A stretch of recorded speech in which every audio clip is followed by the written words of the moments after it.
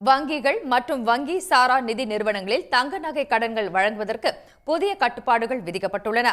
Reserve வங்கி வெளியிட்டுள்ள 9 புதிய விதிகளின்படி நகை வாங்கியதற்கான ஆவணம் இருந்தால் மட்டுமே கடன் வாங்க முடியும்.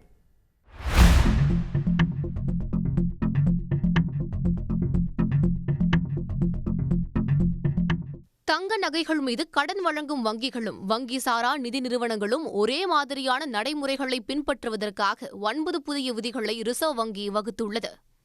அதன்படி இனி தங்க நகைகளின் மொத்த மதிப்பில் 75 விழுக்காடு அளவுக்கே கடன் வழங்கப்படும். உதாரணமாக, நகையின் மொத்த மதிப்பு 1000 ரூபாய் என்றால் அதன் மீது 750 ரூபாய் மட்டுமே கடனாக பெற முடியும். அதேபோல கடன் பெறும் நபர்கள் பிணை வைக்கப்படும் தங்கம் தன்னுடையதுதான் என்பதற்கான உரிமை சான்றினை வழங்க வேண்டும்.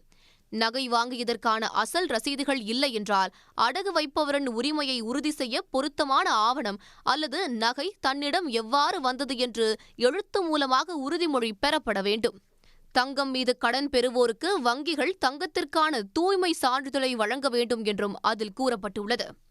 தங்கத்தின் எடை, கற்களின் எடை, தூய்மை அளவு, குறைபாடுகள், அரக்கு, உலோக கலவை போன்ற விவரங்கள் அந்த சான்றிதழில் இடம்பெற வேண்டும்.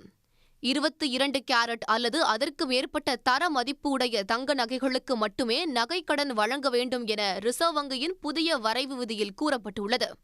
18 கேரட் தங்க நகைகள் அடகு வைக்கப்பட்டால் நகையின் மதிப்பை 22 கேரட் அடிப்படையிலேயே கணக்கிட வேண்டும் என்றும் அறிவுறுத்தப்பட்டுள்ளது.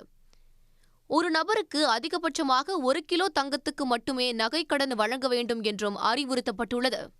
RBI வெளியிட்டுள்ள வரைவு விதிகளில் தகுதியான வெள்ளி ஆபரணங்கள், நாணயங்கள் மீதும் கடன் பெறலாம் என்று கூறப்பட்டுள்ளது. ஆனால் வெள்ளியின் குறைந்தபட்ச தூய்மை தரம் 925ஆக இருக்க வேண்டும் என்றும் இலக்கு நிர்ணயிக்கப்பட்டுள்ளது. நகைக்கடன் வழங்கும் கடன் ஒப்பந்தங்கள் முழு விவரங்களுடன் இருக்க வேண்டும் என்றும், தங்கத்தின் மதிப்பு, கடன் நிறைவுறும் காலம், ஏல நடைமுறை, ஏலத்தின் முன் நகையை மீட்கும் வழிமுறைகள் அதில் இடம்பெற்றிருக்க வேண்டும் என்றும் தெரிவிக்கப்பட்டுள்ளது.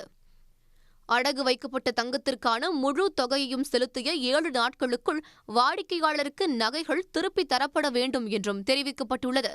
அதன் பிறகு தாமதமாகும் ஒவ்வொரு நாளுக்கும் வாடிக்கையாளருக்கு வங்கிகள் மற்றும் நிதி நிறுவனங்கள் 5000 ரூபாய் செலுத்த வேண்டும் என்று ரிசர்வ் வங்கி குறிப்பிட்டுள்ளது.